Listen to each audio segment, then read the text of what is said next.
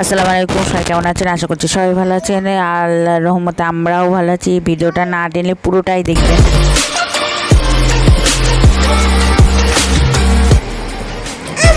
আমি কেক বানাবো, তো একটা ডিম দিয়ে কেক বানাবো আজকে। দুধ, রং, বেকিং পাউডার, বেকিং সোডা, লবণ, আমসত্ত্ব আর চিনি, 1 কাপ চিনি, একটা আমটা আমি পুরো হাফ কেটে নেব, 1 বাটি ময়দা, আর লাগবে হাফটা সাদা তেল। ডিমটা নিয়ে নিয়েছি। এবার আমি ডেকোরেশনের জন্য একটা আমের ছোটো করে ফিলি করে কুচিয়ে নিয়েছি। এদিকে আমি আম দিয়ে দিয়েছি, চিনি দিয়েছি, তেল দিয়ে দিয়েছি, সাদা তেল হাফ বাটি দিয়েছি, আর একটা ডিম ফাটিয়ে দিয়ে মিক্সিং বলে পুরো মিক্স করে নেব। মাশাআল্লাহ, দেখেন কত সুন্দর হয়েছে। আর একটা ডিম, আর এদিকে 1 বাটি ময়দা, বেকিং পাউডার, বেকিং সোডা আর লবণ, অল্প পরিমাণ লবণ দিয়ে শুকনো উপকরণ মিক্স করে চেলে নিচ্ছি। আমি আগে কিন্তু পুরোটাই চেলে নিচ্ছি, তারপরেই দিয়ে দেবো। সব কিছু চাললেই ভালো হয়।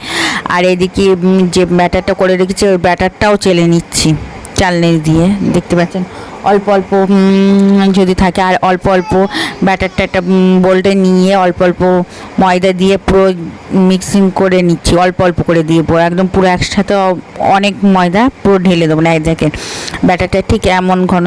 আর অল্প কালার নেবো, সামান্য অল্প পরিমাণ দুধ লাগবে, আর অল্প কালার দিচ্ছি।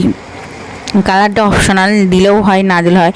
তো আমি ম্যাঙ্গো পাকা আমের কেক বানাচ্ছি, সেই জন্য কালারটা একটু হলুদ হলুদ, হালকা হলুদ না আসলে তো ভালো লাগে না।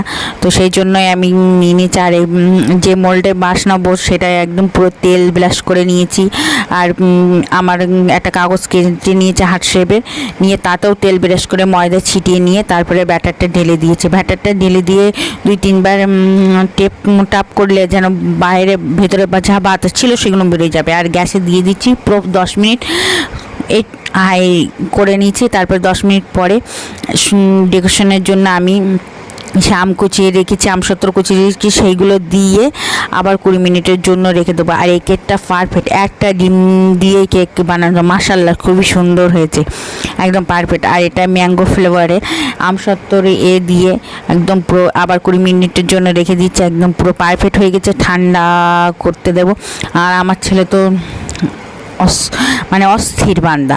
একটা এই কাঠি দিয়ে দেখবেন যে কেকটা পুরো যদি ক্লিংয়ে উঠে যায়, একদম পুরো পারফেক্ট হয়ে গেছে আমার দেখেছে। আর আমার ছেলে দেখে এবার হাত দিয়েছে, গরম একদম পুরো কেকটা মোল করে নিচ্ছে। দেখেন ব্রাউন কালার হয়েছে, এত সুন্দর হয়েছে, মাশাআল্লাহ সুন্দর হয়েছে। আর সব পিচকিরা মিলে, আমি তো বাড়ি কোনো করলে আমার জায়ের মেয়েরা সবাই ছুটে আসে, সব কেক কাটা হচ্ছে। মাশাআল্লাহ কেকটা এত সুন্দর হয়েছে, তা বলবো কি, এত স্পঞ্জ আর খেতে অসাধারণ স্বাদ।